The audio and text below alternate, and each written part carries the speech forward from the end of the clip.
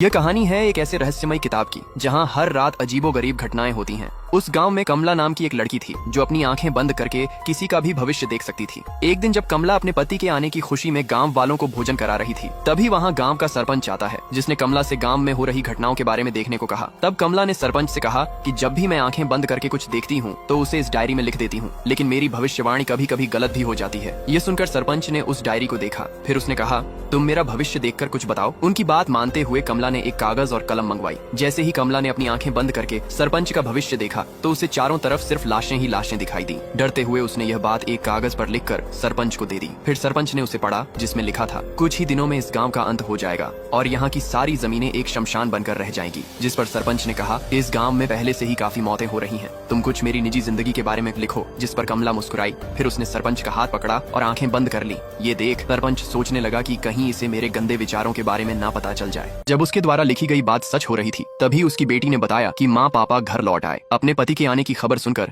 कमला खुशी से भागते हुए घर के बाहर आई। बाहर आकर उसने देखा कि वहाँ काफी भीड़ लगी हुई थी। कमला ने मुस्कुराते हुए अर्जुन से अपने पति के बारे में पूछा। तब अर्जुन ने बताया, भैया घर तो आए हैं, लेकिन तिरंगे में लिपटकर। ये खबर सुनकर कमला पूरी तरह टूट गई। अर्जुन के मना करने के बावजूद भी वह अपने पति की लाश को देखने चली गई। अब कमला के पास जीने की कोई वजह नहीं बची थी। अगले दिन वकील और सरपंच जमीन जायदाद का वसीयत लेकर आए। वकील ने बताया, तुम्हारे पति ने वसीयत में सारी प्रॉपर्टी तुम्हारे नाम लिख दी है। ये सुनकर सरपंच लालच में आ गया। उसने कमला से कहा, तुम ये वसीयत मेरे नाम कर दो, बदले में मैं तुम्हें और तुम्हारी बेटी को खुश रखूंगा। कमला को ये बात पसंद नहीं आई। उसने सरपंच को धमकाते हुए कहा, सूरज डूबने से पहले आप घर चले जाओ, वैसे भी आजकल गांव में सरकटी लाशें ज्यादा मिल रही हैं। इतना कहकर वह चली गई। सरपंच सोचने लगा कि गांव में जो भी हत्याएं हो रही हैं, कहीं उसके पीछे कमला तो नहीं है। इसी का पता लगाने के लिए उसने घर के नौकर से कमला की सच्चाई के बारे में पूछा। नौकर ने डरते हुए बताया, इस घर में कई दिनों से बहुत अजीब चीजें हो रही हैं। कमला के अंदर किसी चुड़ैल का साया है। एक रात जब मैं इसका पता लगाने के लिए उसके कमरे के पास गया तो मैंने देखा कि कमला किसी दरिंदे की तरह किसी को मार कर खा रही थी। यह देखकर मैं काफी डर गया। नौकर के मुंह से यह सब बात सुनकर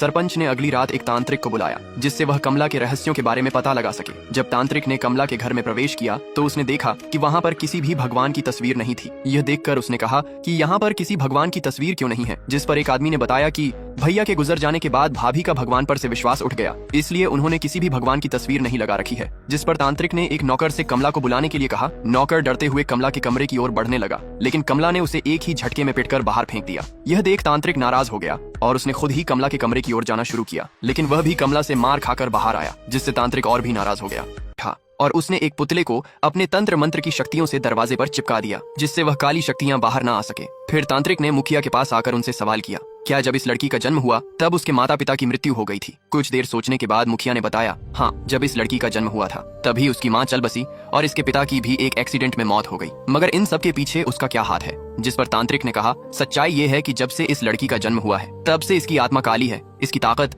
दिन प्रतिदिन बढ़ती जा रही है। अगर हमने इसकी जिद पर काबू नहीं किया तब तक गांव में हर दिन सरकटी लाशें मिलती रहेंगी। जिसके बाद मुखिया ने घबराते हुए इसके उपाय के बारे में पूछा। तब तांत्रिक ने बताया कि पहले तो इसकी जुबान काटनी पड़ेगी, जिससे इसके शब्द बाहर न निकले।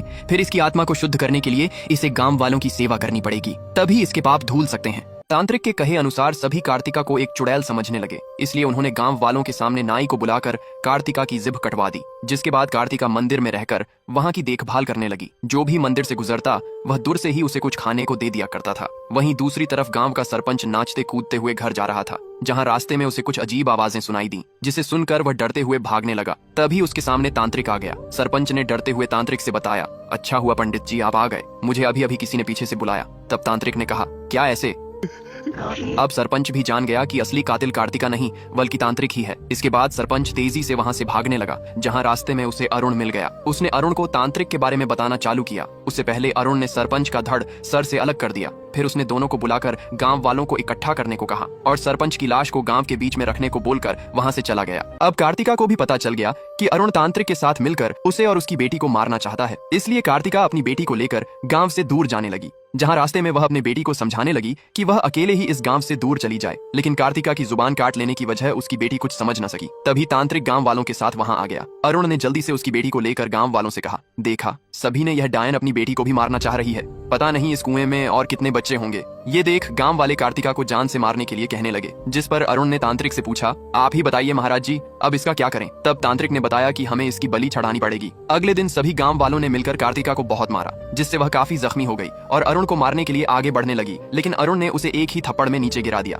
फिर सभी उसे घसीटते हुए एक पेड़ के पास ले गए, जहाँ तांत्रिक ने एक पंडित से उस पर पहला पत्थर मारने को कहा। उसके बाद सभी गांव वाले उस पर पत्थर मारने लगे। फिर कार्तिका को पेड़ पर टांग दिया गया। अगली रात जब अरुण तांत्रिक और नौकर के साथ मिलकर कार्तिका की बेटी को भी मारने का प्लांट बना रहा था, तभी अचानक कार्तिका की आत्मा वहां आ जाती है और तीनों को मार देती है।